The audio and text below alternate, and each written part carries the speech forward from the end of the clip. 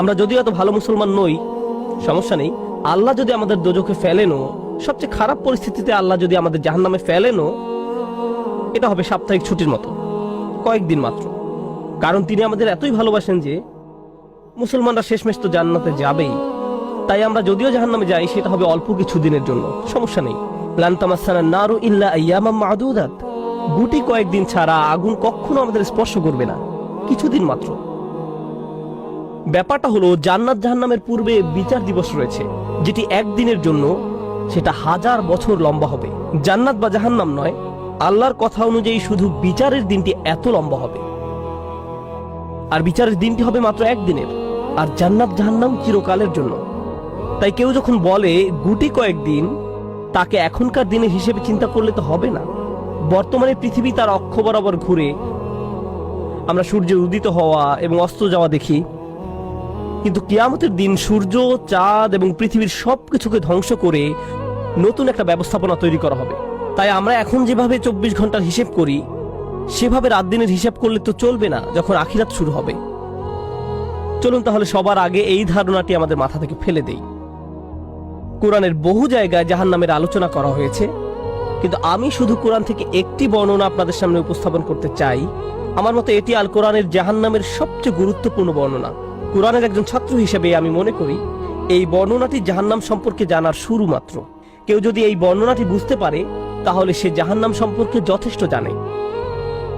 আয়াতটি শুরু করা হয়েছে এই কথা বলে, ওয়ালা ইন মাসসাতহুম, এমনকি যদিও।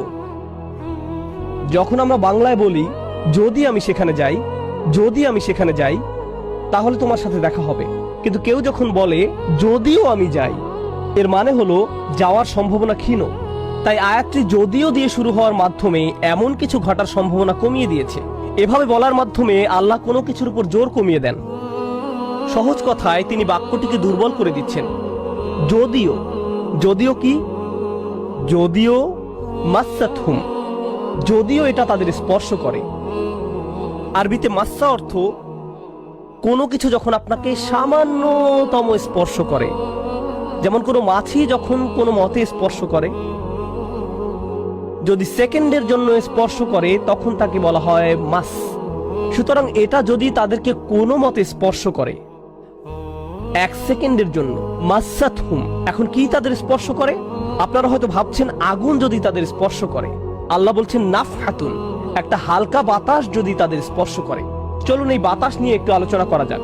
আরবিতে নাফহাতুন বলতে বোঝায় দরজা বন্ধ করলে যখন সামান্য একটু বাতাস এসে পড়ে, পর্দা নড়ে ওঠে, অথবা কেউ জানালা বন্ধ করলে যেভাবে হালকা বাতাসে পর্দা নড়ে ওঠে। এই বাতাসের যা বাহির থেকে ভেতরে আসে বা ভেতর থেকে বাহিরে যায়, দুই ধরনের আছে। একটি হলো লাফহা, লাম যোগে, আরেকটি হলো নাফহা। লাম যোগে লাফহা মানে বাতাসটি গরম, আর নুন যোগে নাফহা মানে বাতাসটি ঠান্ডা। আল্লাহ বলছেন এমনকি যদি ঠান্ডা বাতাস তাদেরকে স্পর্শ করে, যদি ঠান্ডা বাতাস তাদেরকে স্পর্শ করে তোমার প্রতিপালকের শাস্তি থেকে। তিনি এই আয়াতে জাহান্নাম কাউকে স্পর্শ করার কথা বলছেন না। তিনি এই আয়াতে আগুন কাউকে স্পর্শ করার কথা বলছেন না। তিনি এমনকি গরম বাতাস কাউকে স্পর্শ করার কথাও বলছেন না। তিনি আগুনের ঠান্ডা অংশের কথা বলছেন, আর এটা আপনাকে চিরকালের জন্য স্পর্শ করছে না। প্রসঙ্গত আমরা ফিজিক্সে পদার্থের 3টি অবস্থার কথা শিখেছি: সলিড, লিকুইড এবং গ্যাস। সলিড বা কঠিন কিছু যদি স্পর্শ করে আমরা তা অনুভব করতে পারি। এই মুহূর্তে গ্যাস আমাদেরকে স্পর্শ করছে, বাতাস এখন আমাদেরকে স্পর্শ করছে, আমরা এটা অনুভব করি না। আর এই আয়াতে আল্লাহ বর্ণনা করছেন কি তাদের স্পর্শ করছে? বাতাস তাদেরকে স্পর্শ করছে। কোন ধরনের বাতাস? অপেক্ষাকৃত গরম বাতাস নাকি ঠান্ডা বাতাস? ঠান্ডা বাতাস। ঠান্ডা বাতাস কোন রকম তাদেরকে স্পর্শ করছে। এই আয়াতের সবচেয়ে উল্লেখযোগ্য বিষয় হলো, আমি একটু আগে নাফহা এবং লাফহার কথা বলেছিলাম। অন্য কথায় তারা এখনো জাহান্নামে প্রবেশ করেনি, তারা এর দিকে অগ্রসর হচ্ছে। আর জাহান্নামের অপেক্ষাকৃত ঠান্ডা বাতাস এসে কোনো মতে তাদেরকে স্পর্শ করলো, তখন তাদের প্রতিক্রিয়া কি? চিৎকার করে বলে উঠবে, ইয়া ওয়াইলানা, হায়, সবচেয়ে কঠিনতম শাস্তি আমাদের জন্য শুরু হয়ে গেছে। ইন্না কুন্না যালিমিন, আমরা সব সময় অপরাধী ছিলাম। তারা সাথে সাথে তাদের সব অপরাধ স্বীকার করবে। যে কারণে এই আয়াতটি আমি সংক্ষেপে আপনাদের নিকট উপস্থাপন করলাম। প্রথমত, এই আয়াতে আল্লাহ জাহান্নামের শাস্তির অভিজ্ঞতা বর্ণনা করছেন না। আল্লাহ সকল বিশ্বাসীকে জাহান্নামের আগুন থেকে মুক্ত রাখুন। কিন্তু আল্লাহ এখানে বর্ণনা করছেন এমনকি জাহান্নামের আগুনের কাছে গেলে এবং ক্ষণিকের জন্য এর বাতাসের সামান্য স্পর্শ লাগলে একজন মানুষ চিন্তা করা শুরু করবে এর চেয়ে আর ভয়ঙ্কর কোনো শাস্তি হতে পারে না। এজন্যই আল্লাহ দোজখের আগুন সম্পর্কে বলছেন, ইন্নাহা সাআত মুস্তাকাররা ওয়া মুকামা, নিশ্চয়ই তা অবস্থানস্থল ও আবাসস্থল হিসাবে কতই না নিকৃষ্ট। অল্প এবং বেশি যে কোনো সময়ের জন্য ওটা কত নিকৃষ্ট জায়গা। এক সেকেন্ডের জন্য এটা ভাববেন না যে আমি তো খারাপ, আল্লাহ যদি আমাকে জাহান্নামে ফেলেনও এক সময় তো আমি এখান থেকে মুক্তি পাবো। এই ধরনের চিন্তাকে কখনো প্রশ্রয় দিবেন না।